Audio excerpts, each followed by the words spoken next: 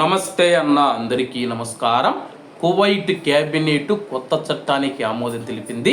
కువైట్లో ఇటీవల కాలంలో సరిహద్దు ప్రాంతాలలో నేరాలు పెరిగిపోతూ ఉన్నాయి. మాదక ద్రవ్యాలను తీసుకుని రావడం, కువైట్లో ఉన్న కొంతమంది కువైటీ పౌరులు కానీ ప్రవాసులు కానీ అక్రమంగా కువైట్లోకి ప్రవేశిస్తూ ఉన్నారు. ఈ నేపథ్యంలో కువైట్ క్యాబినెట్ కొత్త చట్టానికి ఆమోదం తెలిపింది.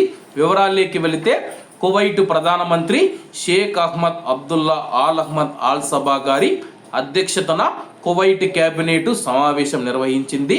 అంతర్జాతీయ న్యాయ సహకారానికి సంబంధించిన ముసాయిదా డిక్రీ చట్టాన్ని ఆమోదించింది. అలాగే ఆమోదించిన తర్వాత తుది ఆమోదం కోసం ఈ చట్టాన్ని కువైట్ రాజు Sheikh Mishal Al Ahmad Al Jaber Al Sabah గారికి సమర్పించబడుతుందని చెప్పేసి అధికారులు తెలియజేశారు. ప్రస్తుతం మనం చూసుకుంటే సరిహద్దు నేరాలను ఎదుర్కోవడంలో మరియు నేరపూరిత ఆదాయాన్ని తిరిగి పొందడంలో స్పష్టమైన చట్టపరమైన చట్టాన్ని ఏర్పాటు చేయడం ఈ ముసాయిదా చట్టం యొక్క లక్ష్యం. ఇది అంతర్జాతీయ నేరాలకు వ్యతిరేకంగా పోరాడటంలో తన అంతర్జాతీయ బాధ్యతలను నెరవేర్చడానికి కువైట్ తన యొక్క నిబద్ధతను పునరుద్ఘాటించింది.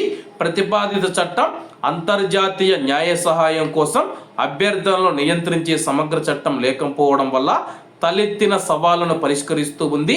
ఇందులో ముఖ్యంగా నేరస్తుల అప్పగింత.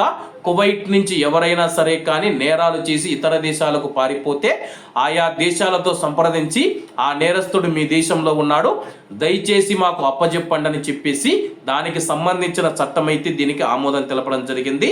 అలాగే పరస్పరం ఇరు దేశాలు మనం చూసుకుంటే ప్రపంచ దేశాలు ఏవైతే ఉన్నాయో పరస్పరం దౌత్య మార్గాల ద్వారా అంతర్జాతీయంగా చట్ట ప్రకారం నేరాలకు సంబంధించి ఇరు దేశాలు సమస్యను పరిష్కరించుకునే విధంగా ఉంటుంది. అంటే కువైట్లో మనం చూసుకుంటే ఇటీవల కాలంలో చాలా మంది నేరాలు చేసి అలాగే మనం చూసుకుంటే మనీ లాండరింగ్ కావచ్చు, లేకపోతే హత్యలు కావచ్చు, దొంగతనాలు కావచ్చు, దోపిడీలు కావచ్చు, అనేక రకాల నేరాలు చేసేసి విదేశాలకు పారిపోతూ ఉన్నారు.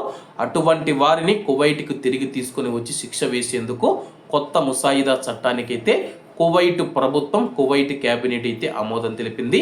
కువైట్ రాజుగారు కూడా తుది ఆమోదం తెలిపితే ఈ చట్టం అమల్లోకి రానుంది. కాబట్టి అందరూ బాగుండాలి, అందులో మనం ఉండాలి. అందరికీ నమస్తే అన్న, జై హింద్.